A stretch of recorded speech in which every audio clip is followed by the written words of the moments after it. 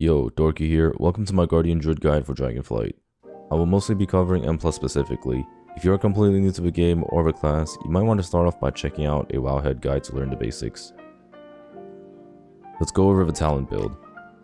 So on the main tree, this is the build you will want to play. If you don't need Remove Corruption for the curse or poison removal, you can drop these 3 points and you can put points into Well-Honed Instincts or Nurturing Instinct for a little bit more Moonfire damage. There's also Hibernate if you need this for whatever reason. You could also opt out of the Balance side and go down into the Restful side. This will let you get more healing and Mass Roots or Ursul's Vortex if you need this for some situation. On the Guardian tree, this will be the build you'll play for the most part. We could take a point away from Innate Resolve and go into Ursoc's Endurance. In some situations, you don't necessarily need the extra healing from Frenzied Regen, or the second charge of Frenzied Regen. The 2 extra seconds on Barkskin and Iron Fur are actually really big, especially Iron Fur. For stats, item level will stay the most important, but when given a choice of secondary stat, Versatility followed by Haste with Mastery as a close second. Things to track for Bear and Dragonflight. Guardians now have a few important procs to pay attention to. Gore proc becomes more important to track with the new tier set for proccing the Bloody Healing bonus. Tooth and Claw and Galactic Guardian are both also important for doing damage. For Iron Fur, make sure you are tracking each individual stack duration, as you can see in my UI, this blue bar with white ticks. I do also have After Wildfire tracked here, but it isn't as important unless you really care about min-maxing. Rotationally, Bear plays a bit different than before.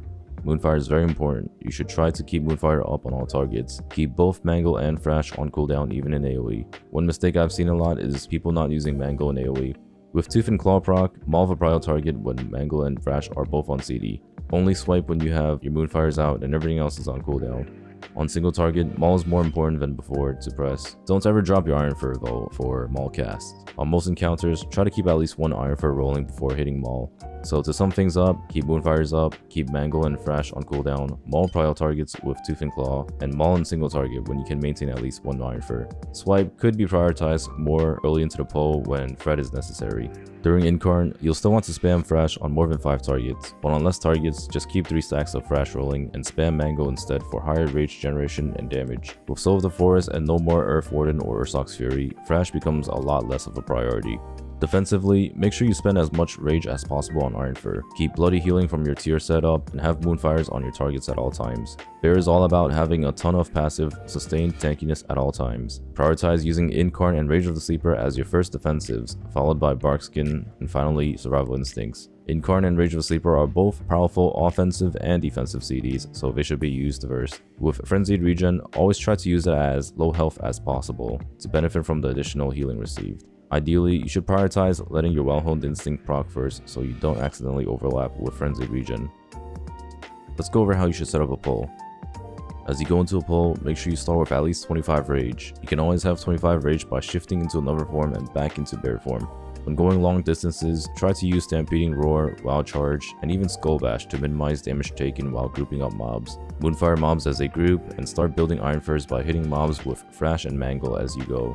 Early in the pull, if you don't have Incarn, you might need to swipe over other priorities if you need to generate some Thread.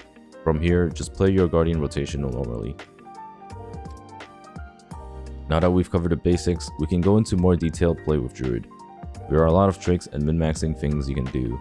If you already have Moonfires out, don't consume your Galactic Guardian proc. If you get a Galactic Guardian proc during your Galactic Guardian, it will consume that and save a GCD. However, if your proc is about to fall off, just use Moonfire. With After Wildfire tracked, you can game this a bit by holding on to your rage until you want to proc it.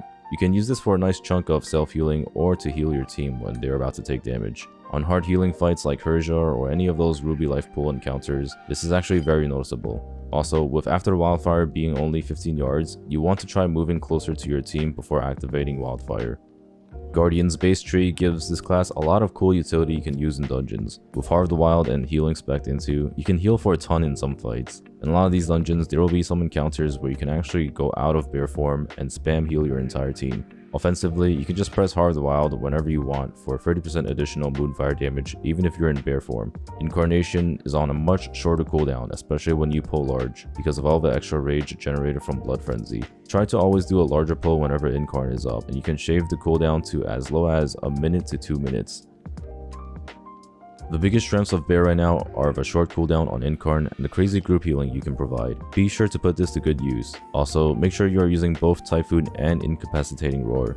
These are both powerful AoE disrupts that don't diminish with stuns for stopping mob mechanics. That is all for the guide. Bear is a simple tank with a lot of tools. When played well, it can be very rewarding. Thanks for watching, have fun in Dragonflight.